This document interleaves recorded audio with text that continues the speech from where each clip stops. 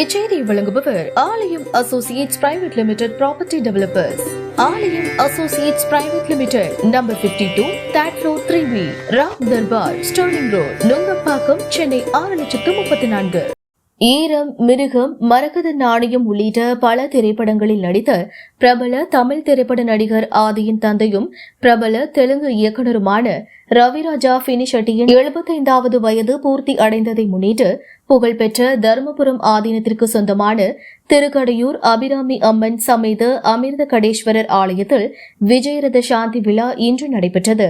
இதனை முன்னிட்டு நடிகர் ஆதியின் பெற்றோர்கள் ரவிராஜா பினிஷெட்டி, ராதாரணி பினிஷெட்டி ஆகியோருக்கு ஆலய வெளிப்பிரகாரத்தில் யாக குண்டங்கள் அமைக்கப்பட்டு சிறப்பு ஆயுள் ஹோமங்கள் செய்யப்பட்டது.